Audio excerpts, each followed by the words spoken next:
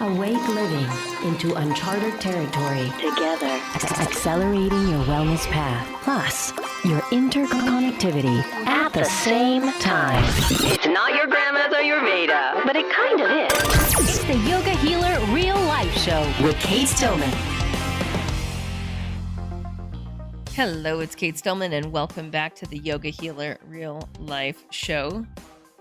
On today's show, Tiffany Cruikshank, who I've followed for years. She's been on Yoga Glow forever and ever and ever, and she has over time developed her love of yoga teacher training and anatomy and physiology and traditional Chinese medicine into yogamedicine.com. What is so fun for me in my life these days is talking to other people that are growing their own curriculums and methodologies into global communities. And so Tiffany and I pick up on what is going on in her life and in her teaching, and really why she's hell-bent on yoga teachers knowing more about anatomy and physiology, both from the Eastern and Western perspectives, and what is changing in her life and her practice over time. Stay tuned. Today's podcast is brought to you by Awake Living. If you are operating at a higher level of consciousness, if you know how to take care of your body, then you are eligible to apply for your free Awake Living coaching session at yogahealer.com/awake. We're coaching peeps who want to optimize their time, hit their goals, up their game, refine relationship resonance, and expand their wealth. Check it out at yogahealer.com/awake. This offer is time limited, so act now. Introducing Tiffany Cruikshank, founder of Yoga Medicine. Tiffany is an internationally recognized yoga instructor who spent the last 20 years crafting a methodology for teaching and practicing yoga, where the practice is melded with Eastern and Western notions of medicine. She has a ton of training. She started studying yoga as a young teen, went into pre-med, then Chinese medicine school, acupuncture, and sports medicine. She's worked at Nike. Tiffany is also the author of Meditate Your Weight, and her approach has helped thousands of yogis around the world see their practice in a new light. Welcome, Tiffany. All right, well, I'm going to press record, and I've already had so much fun talking with Tiffany, and now we're going to let you all listen to what we've been talking about, what we're going to continue talking about. So let's just start with, both you and I have this background in yoga and yoga teacher training, and yet we also have a background in Eastern medicine, me in Ayurveda, you in Chinese medicine. And just how do you think that has helped you as a yoga teacher? Let's just start there. For me, I just think having the background of, and this is very similar with Ayurveda, even though they're very different topics, having a background, I think, to more of what, the person's constitution is and the underlying, what I'm sure you guys talk to as well, is like the root problem versus, the branches, which are more of the symptoms of what people might come into you for. Being able to give our teachers, I think, that understanding of the whole person, I think, is what makes it truly like comprehensive and three-dimensional, rather than just, oh, you have back pain, here's 2 poses for back pain. Yeah, that's such a good point, because often we don't understand our own background. It's like you can't really see the water that you're swimming in, right? And so if we come in this like allopathic, we've been raised with Western medicine, we've been raised in this culture of a pill and a bill and whatnot, we become a yoga teacher, we start to have these experiences. But like, if at the end of the day, you're like, oh, you're still in this like prescription mode of, oh, back pain I associate with these poses, instead of, wait, can I actually take a step back and see the entire person? Yeah, I think there's a big picture to everything. Being able to go, okay, well, it's great to have yoga books, and obviously in a book we have to generalize things, and there is a way to go, okay, well, these things can be helpful for back pain, but when you have the ability to work one-on-one with someone, which I think is always important anytime you have some kind of injury or illness or anything really significant, which most of us have something going on. I think everyone could benefit from one-on-one instruction, but it's especially critical with certain scenarios. I think it's important to be able to see who this person is beyond just the book of like, oh, you have back pain, let's do this. Well, who is this person?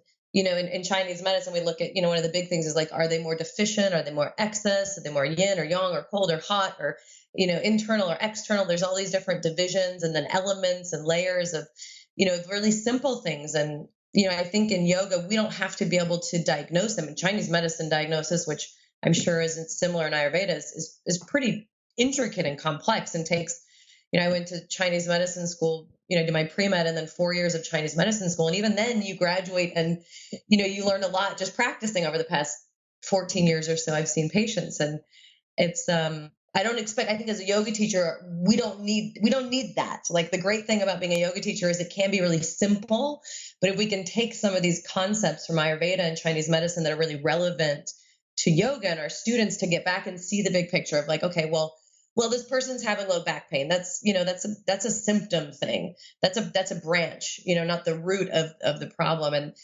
how can I nourish this person so that it also, the roots of it, so that it also, helps in a way that treats maybe not only that branch, but now another branch. Like, I love the positive side effects. When we work from the roots, we get the positive side effects, which is great.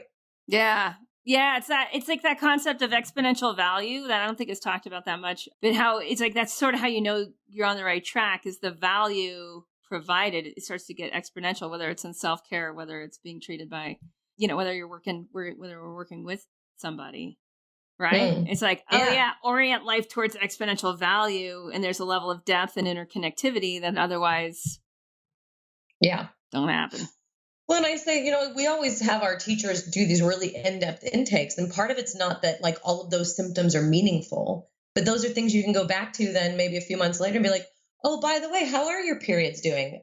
Oh my gosh, that's interesting. My PMS has gotten a lot better. Or how's your energy level? Oh, that's interesting. My energy does feel better. Or, those things that maybe you wouldn't go in to see someone for that are, oh, my circulation is a lot better. That's interesting. My hands don't get as cold anymore. I think those are really nice, positive feedback too for the student to also be cognizant of, to also keep them on track, with what they're doing as well. Yeah, because we often don't know. We often forget. It's so interesting, right? How it's like we know when something's wrong, but we often forget as things get better. Like, oh yeah, I used to have headaches, or I used to, you hear this all the time. Like, oh right, there's this funny amnesia that happens as things get better when we get interested in other things, right? And we get interested in more thrive. So, or the person who has had really bad pain and they come in and they're like, oh yeah, I'm still in pain. And then you start asking some of those questions. Well, how often are you waking up? Oh, I'm still waking up a couple times a night. Well, that's great. You're not waking up every half hour. Like, oh yeah, I guess that's right. Oh yeah. And then after you go through that, it's like, yeah, I guess I am getting better. That's a good point. Just how when we're in, I mean, it's so different, right? When we think of, we still have this like instant fix, the quick fix mentality, right? That's part of like the water that we're swimming in, is that we have this, oh, I'll just go get a surgery and my eyes will be corrected. Like it'll all be better. But when the nature of healing and recovery, it's a trajectory, right? It's like a slow path, depending on how deep you dug yourself in, right? Or got dug in, depending. And like, well, okay, just even reprogramming people's awareness into the amount of time a healing path may take for them, right? Like it's... Yeah, absolutely. And I think, one of the big things, we've been working on a bunch of stuff around chronic pain recently. And, one of the big things with chronic pain of most sorts is like, it's almost like you're tricking the nervous system back into functioning properly. A lot of times it might not even be a mechanical issue within the tissues themselves, but, we're understanding so much more about pain now and how it can also be a processing issue. And, a lot of that is just going kind of slow enough that we can kind of trick the nervous system. And, to be able to track that is such an important thing. And I think this is actually what yoga teachers do best. Like we actually do it naturally. We listen, we observe, we watch. Like these are our best skills, just being able to be observant. Yeah. And connect, right? Like we're interested in that field of connectivity of. Yeah. Be compassionate, listen. Yeah. I think that listening is a form of compassion too, being able to observe and listen and, not always have to have all the answers. I think healthcare providers, we always feel like we have to have all the answers and know everything. And the reality is we don't know everything. Like science doesn't know everything. And there's a really powerful place, I think, in yoga where we can be just investigating. And as teachers, really pointing our students into this investigation, or as students, just opening up the realm of investigation to see and recognize that those science, I think, can be really helpful, that it also can be limiting. Nothing's black and white. Yeah, I mean, to me, that points back to the tantrics and inquiry practice. Like there's no matter how much you know, no matter how quote unquote enlightened you already are, it doesn't dismiss you from inquiry practice. It doesn't dismiss you from you sitting with you asking the bigger cosmos some big questions and then listening, right? Like there's no, and I really like your point of not needing, as teachers and and even for the doctors and nurses listening, like not needing to know the answer, like not like dismissing that from yourself of like needing to always know, needing to always have an answer, instead of being able to do a redirect and be like, hey, well, what do you think is causing your back pain? Like, can we talk about that self-wisdom, that's svadhyaya, right? Can we actually build svadhyaya as practitioners in those that we're working with, so that we stop like kind of perpetuating that allopathic doctor knows best or practitioner knows best or healer knows best model. And I think it's a fine line, because, there is something to be said about being able to have kind of a plan and be supportive with your students. But there's a balance between having that and having to feel like you have all the answers, being able to leave room for this inquiry, which, I think is one of the reasons why I'm such a huge advocate of meditation. I think for every healthcare modality, as a healthcare provider, I think it's the foundation of everything we do, whether you're a doctor or a nurse or an acupuncturist or Ayurvedic practitioner or yoga teacher, because it allows our patients or students to actually know what's going on. Like, how am I responding to this medication? How am I responding to this yoga practice? What does my body need right now? Do I need to eat, or do I need to rest? Or it's such a huge part of it. And I think the more we study, I really love looking at the anatomy and the orthopedics and, where the Eastern and Western intersect. But I think the more that we learn and the more we kind of dig into things, the more we keep coming back to some of these very simple philosophical principles that have been around for thousands of years, with meditation and yoga and a lot of the philosophy behind it. Yeah. Yeah. It's like the simple truths are not going away. Sit down and keep coming back. The more we dissect it and we can overly analyze it and we can get really anatomical, and that's really fun and interesting.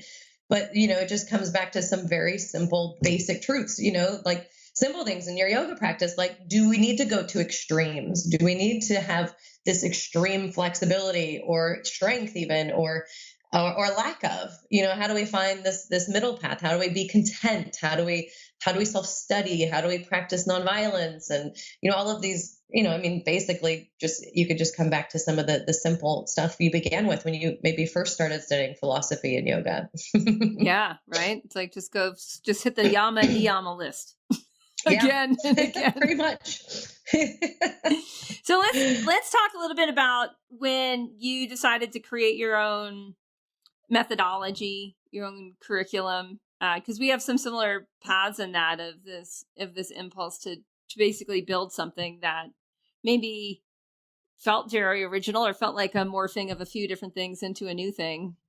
I mean, I started training teachers out of my house back in like 2002, and there wasn't really, it was more just because there weren't really any trainings, and I really enjoyed doing it. And most of them were teachers already. And I had done a lot of trainings. And so I was kind of sharing it. And I was in Chinese medicine school at the time. And so I was kind of sharing that with them. And then a few years later, I found myself at a studio where they didn't have a teacher training, and teacher trainings were kind of starting to come up a bit more. And I just felt like we needed one. It seemed like there was a place for it, and I really wanted to teach it. I really enjoyed doing it before. And so I put together my 200 hour, and then that went really well. So the next year I put together a 500 hour, and I don't know. I don't know that I had a mission to create yoga medicine at the time, but I really enjoyed teaching people, and I really loved yoga. And, it kind of just turned into, as a healthcare provider at the time, I was seeing patients then. And as a Chinese medicine practitioner or acupuncturist, I just felt like there was this huge gap. Well, clearly there's a gap between alternative medicine and Western medicine. That's a pretty big gap, and I think it takes someone more than myself to probably fill that. And people have been trying to for many years. But, I saw this gap between yoga and the healthcare realm that I felt like I could really help to kind of bridge a little bit. As a healthcare provider, I felt like one of the biggest things was that I saw doctors wanting to refer their patients to yoga, but not having the resources to do that. Like, yoga is really great, but as a healthcare provider, it's one of the most vague referrals you could make to be like, go do yoga. Totally. I had a student in one of my teacher trainings recently. She's a Pilates teacher as well. And she's like, yeah, the doctors will refer to me for Pilates, but they rarely refer to yoga because, Pilates is like, you kind of know a little bit more what you're getting. There's clearly more variety there, but it's a little bit more predictable, a little bit. Yeah.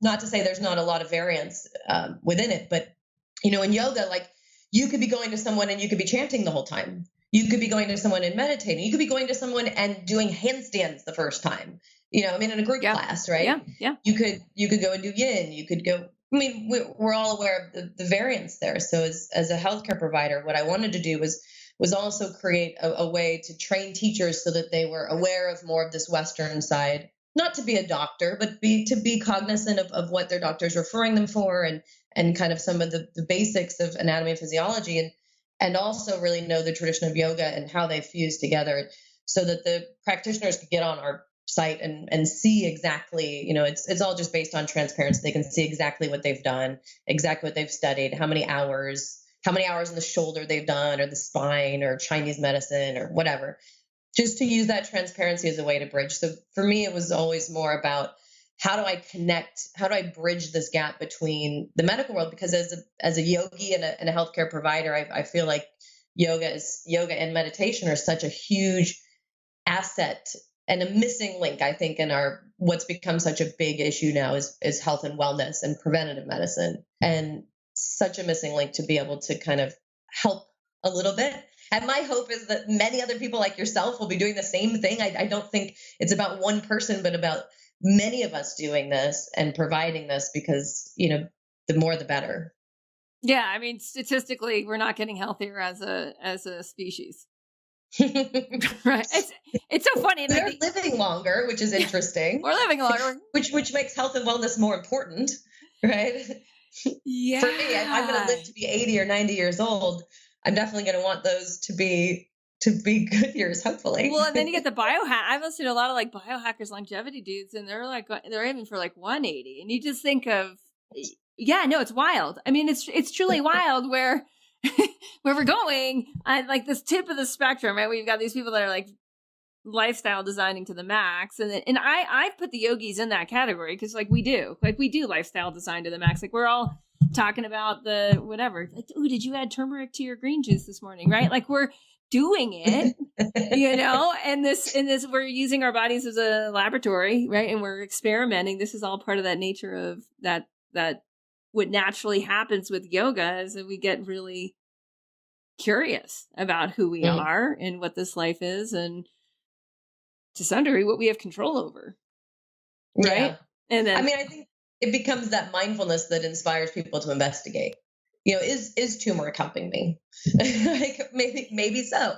Maybe, there's a million things like turmeric out there.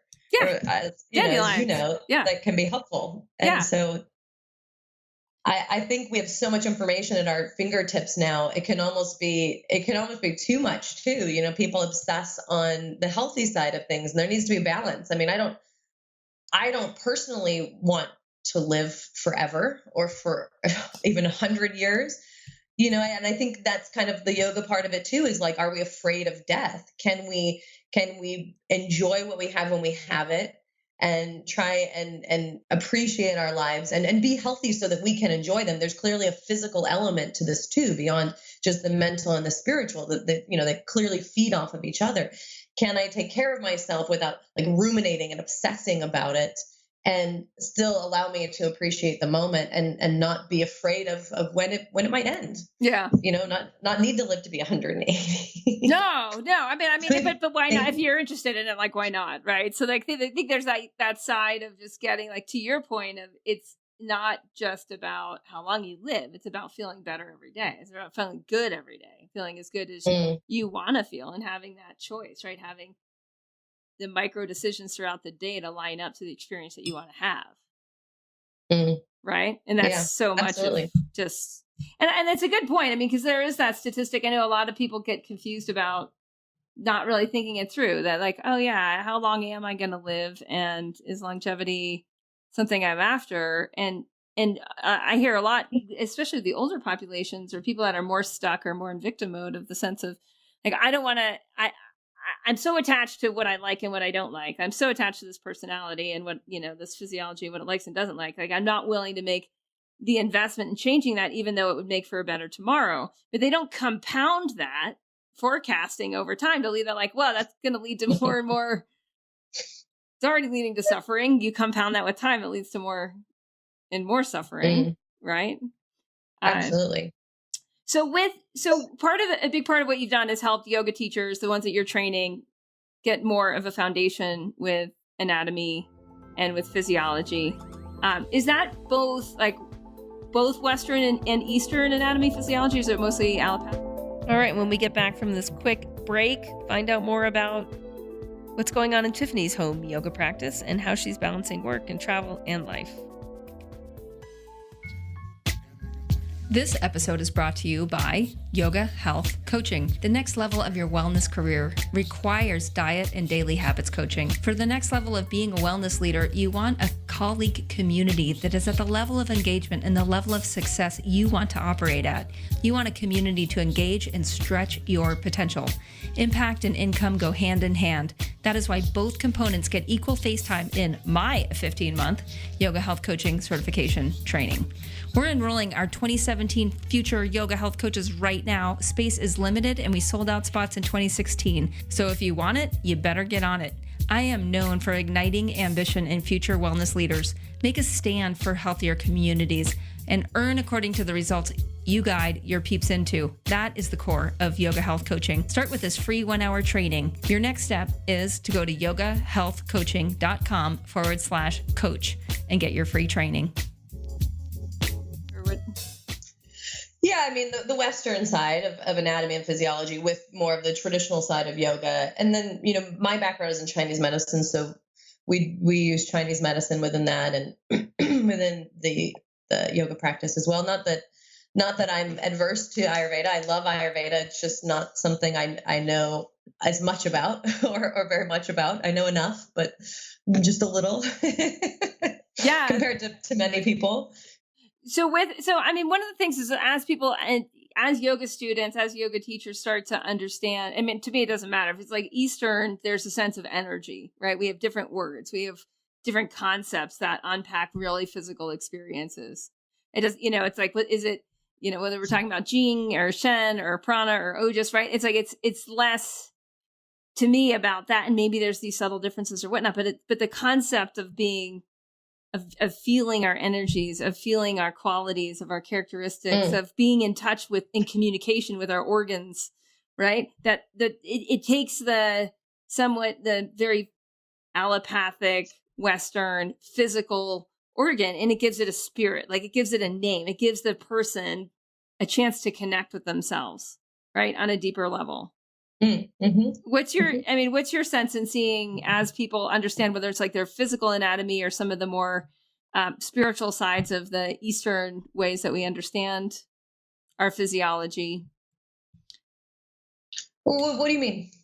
Well, I guess what I mean is like, what do you see happening in people as you give them more of this background in anatomy and physiology, whether it's from the Eastern or Western perspective? I think either one, both serve as mediums just to, help give us a background for understanding our own human experience.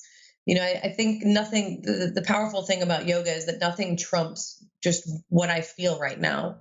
I can understand even the meridians in the energetic system. I can understand the organs, and even that I can kind of tend to get too much up in my head. So there's always this balance for me of being able to, teach anatomy and physiology in a Western sense, and not get so far down the rabbit hole that we lose everything else. Yeah. And be able to teach the meridians and the organs in an Eastern sense, in a Chinese medicine sense. And again, we can still lose sight of things. So it's how do I come back to what is the human experience, this interoceptive awareness of what's going on in my body, as being the primary thing. And, I think it comes back to that simplicity again. All of the information can be such a powerful, helpful adjunct, but it can also potentially, just like anything else, it can also be inhibitive. So it's kind of like finding that balance. However, in order to establish some, sort of intuition, there's this idea that, intuition is just, it's intuitive, but that intuitive nature comes from a knowing, comes from an understanding. Like I can't just know how to diagnose someone and never had any medical training. Right. Yeah. I mean, maybe there's something there. Maybe there's something I don't know. But for most of us human beings, like we first have to learn it. It's a process of putting the information in, and then we almost like have to let it go. Yeah. Right. Be okay with that. And there's where the intuitive sense comes, and more of the powerful experience in a yoga practice of just being in my body too. Yeah. Yeah, totally. I mean, it's interesting too, as people get, and even, whether yoga teachers or yoga students are getting more training in anatomy and physiology, whether it's Eastern or Western, it's like there's more of a roadmap of like, that's what I'm feeling. Oh, what's around that area?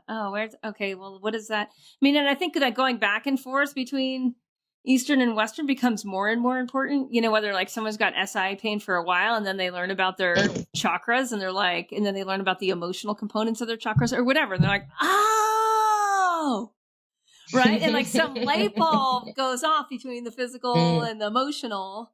And there's a sense of a pattern, right? Like you were talking about in the beginning, like whether it's Chinese medicine, Tibetan medicine, or Ayurvedic medicine, like we're pretty interested in the pattern, and we're interested in the specificity of the individual's pattern. And then we're also interested in like the patterns in culture, et cetera, right? That might give rise to a disease trend Yeah. And I think there's just so many different paradigms of looking at how the body works. And I think each has a place. And part of what's relevant, I think, is finding one that's meaningful to that person. Obviously it might be meaningful. Maybe it still won't help, and they'll still need to keep looking for something else. Like I think health and wellness, what people get confused on is that it's different than, traumatic injuries where you go to the hospital and they, sew you up or do surgery. Like health and wellness is a process. It's a journey. There's not always one answer. It's not always Ayurvedic or Chinese medicine or naturopathic. Like it's finding what works, and it requires that the person involved be proactive. In holistic medicine, the patient is more proactive, and the patient has to be able to kind of listen and observe and know. And so I think, I think it's really important just to understand as a patient as well as a human being, that's such an important part of the process too. Yeah. Yeah. And for practitioners to be teaching that, right? Because it's to assume that patients or clients or students are going to come in with that sense of responsibility or that sense of knowing is not, in my experience, like that's not how that's not usually how it goes down. And I think this is where a lot of like the confusion in yoga, like I think we're at this place that's really amazing. Like if you had told me back in the 90s, that people are going to be interested in meditation, I would have laughed at you. But, I think we're in this interesting place where people really are cognizant of yoga and how helpful it can be and want to do it. But it's like we have all this information now coming at us, right? And so all these teachers are going, okay, well, and students too, either way, like here's triangle pose. Well, this is the right way to do it. No, this is the right way to do it. And we can even take anatomy and go, well, anatomically, this is the right way to do it. And anatomically, well, I could probably rationalize this way, or maybe according to the fascia, this might be better. And it's like we can really almost rationalize anything. Yeah. This is where it gets tricky, because when you're talking to a general audience or the layman, yeah, maybe there are some things that are general rules. Like I think there's some ways to do chaturanga that can be pretty detrimental to your bicep tendon and your labrum. And that might be cut and dry, but most of it is really relative to the person. And, I think having a deeper understanding of anatomy, especially as a yoga teacher, as a student, that can be helpful too, or even just a deeper understanding of your body, is really important. I think there are some things that pain can guide, that we can go, oh no, that's too much. And then there's some, like the cartilage and the joints, that don't really have nerve endings, that can't really talk to us until things get really bad. And, so there are some things we have to learn from others' experience, hopefully, or research. But I think it can be really confusing for people to come into the yoga world now and be like, what's the right way? Yeah. And for me, being able to understand and teach people, the anatomy and physiology, and let them decide, not say, with yoga medicine, we don't have like one way to do things. For a 200-hour, clearly for new teachers, they have to have a starting point. So there's some, but it really is about being able to look at, okay, here's the anatomy and physiology. Here's what the body's meant to do. And here's the uniqueness of each individual and the energetic system. And like, how does all this come together in a way that's relevant for this person and what they're dealing with right now, so that they can not necessarily be perfect, because human beings are unique and individual, but that they can appreciate their lives. Yeah. And we almost get to this point where we're like, oh, well, yoga can do everything. I need to be perfect. I need to be a superhero. Right. And if anything's wrong with you, then you've done something wrong. But we're still human. We're still subject to the environment around us and all the other things we do. And yoga really is for me about investigation and going, oh, okay, well, how do I make it possible to appreciate my life? Yeah. In its simplest form. Yeah. I mean, and then we're right back to svadhyaya and inquiry, and back to self-responsibility. Exactly. And like, oh, right, we can gather all this stuff. We can have these great teachers and healers and guides and systems and all that. And then, right. And then we just came back around. Right. We're like back to like me sitting down and shutting up and checking things out and dropping in. So what I'd love to hear, point proven. in closing, just, I mean, you and I have both been on this journey from, me more as practitioner, you more as doctor, and in Chinese medicine, and then both as yoga teachers, and developing these curriculums and trainings and growing communities. I'm just really curious, like how your life has changed and what you're learning and growing into now. Because what I find is that it's a constant, and there's constant like cycles of growth. So it's not that the growth is constant. I feel like the growth is cyclical. But that if we're truly on a yogic path, it's like what the yoga becomes changes as we start to grow organizations and start to grow impact on a larger scale. What's your take? I mean, I definitely think what it's become has changed over my lifespan, for sure. I mean, I don't know about within just running the organization itself. I mean, I think one of the things that's really important with yoga that people often miss is that the practice is meant to evolve as you evolve. Like doing really vigorous practices, really gymnastic practices, past our 20s probably isn't that helpful. However, I think it teaches a discipline and dedication. I mean, you go to India and that's like the only place you see it now is with young kids in schools. And it's more of like teaching them discipline. And so it's like, I think there's a place for that, in my teens and 20s, yoga was definitely like pushing myself and testing myself, which if I wasn't doing yoga probably would have been a sport, and so it's, in my late 30s now, it's like my yoga practice, I think, has evolved quite a lot, I think, into just being able to find something that feeds me and allows me to be a better teacher, allows me to be a better partner. I think for me, I've just become a lot more mentally flexible. I used to be really physically flexible. And I actually pride myself in being less flexible these days because I think my flexibility was exaggerated at some point. But I used to be really physically flexible, but not so mentally flexible. Like I had to wake up every morning at 6 a.m. I had to do a 2-hour practice. It had to be this intensity level. It had, it was like I couldn't budge, and my life was very, very fixed. And now it's like, well, okay, what do I need today? And how do I find a way to not break myself down, but actually to make myself feel better, especially as someone who runs a company and works with a lot of different people and teachers and trainers and whatnot. It's like, how do I, and I don't think it's any different for me in my business and what I do versus, someone else out in the world in their other business or whatever they do is like, how do we optimize how we function within that? Yeah. Yeah. And how does that, it's like, how do our practices need to change to support who we're becoming next? Right. Yeah. I mean, there's that. Yeah. Cool. Have you noticed a difference with as far as the business side? Yeah. Much of what you spoke to, I also experienced. Like, there's really a sense.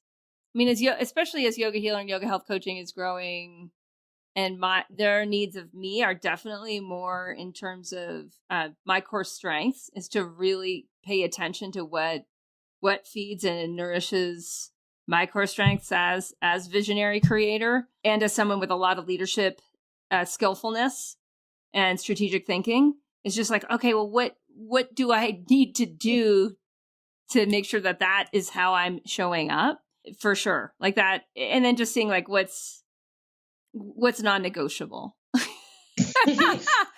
I think like, what am I not good at, and what can I just let someone else do? Well, yeah, exactly. I've gotten really good at that. Yeah, that piece of right. And then as far as like on the mat, off the mat, like it was a few years ago when I started to go. I think it was like right in my late 30s. So now I'm 44. So it was like right in my late 30s. Like all of a sudden, my more online business lifestyle started to really affect my body. Even though I'm an athlete, I do a ton of biking and skiing and surfing, and I work out, and and all of a sudden I was like, whoa, my yoga practice is not doing what I had like a roll around my middle. Like seriously, like I had this like this new fat deposit that had never, what is that? And so really getting like, okay, I do want to grow like my online presence and the impact that the yoga health coaches and the members of the courses are having in their families and their communities. Like this is really important that I figure out how to have this job and morph the job, but how to do this in this body and what needs to support me right now. And I started picking up weights and doing more, bringing CrossFit into, I don't even know what I do now. It's got like yoga and weights and jump ropes and boxes and music sometimes. I mean, just, but that, like you were saying, like getting out of the rigidity, getting that mental flexibility to be able to ask like, hey, what's going to work for me today? And how is what working for me today going to enable me to do the best job I'm doing in the world with whatever I'm doing out there? Absolutely. I agree. And I think for me, for my yoga practice, it's definitely changed. I think when I'm home, when I'm not traveling and teaching, I spend most of my day at my computer and it'll just like fly by, and sometimes I just need to move, like jump around. Like literally, you can see my trampoline.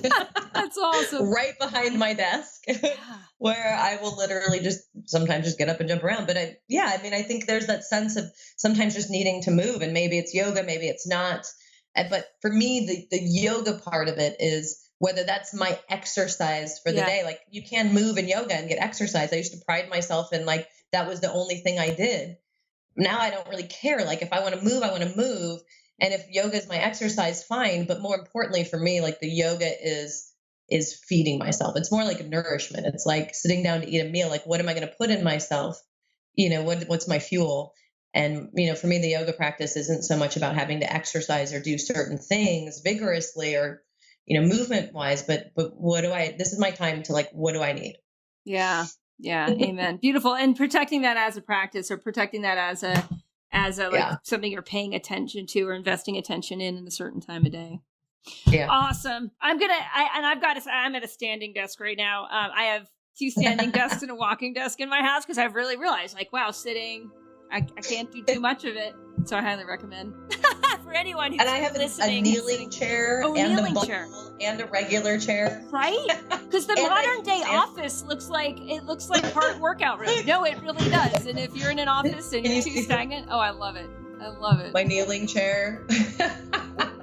And I have a ball and all sorts of stuff. Yeah. That's so great. Well, Tiffany, it's been such a pleasure to have you on the show. Yeah. And nice to chat. Thanks for having me. Yeah, you bet. I'd love to do it again sometime.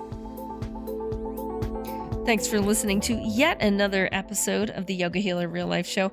I've got to celebrate. We had 1 million downloads this past month, and that was a massive milestone. I started the show in 2002, just recording conversations that we were having in the Living Ayurveda course with these great guest speakers who have come on the show time and again. And what happened is that this show, which wasn't really a show, it was just a place for people to share recordings, it gained traction over time. So with the Jason Niemer episode earlier this month, we hit 1 million downloads. And wow, holy cow. Thanks for listening, everyone. On this Thursday show, I talked to Rena Jadhav of healerpedia.com. Rena has a crazy intense healing story, a personal soul journey healing story. Rena also has an undergraduate degree from Wharton and an MBA from Harvard, and went into Silicon Valley, joint ventures, startups, entrepreneurship, coaching. And so I'm very curious about where her Dharma is going as she emerges from this 2-year-long healing journey. Stay tuned this Thursday, Dharma and Dollars. Yoga Healer Real Life Show with Kate Stillman. Yoga Healer.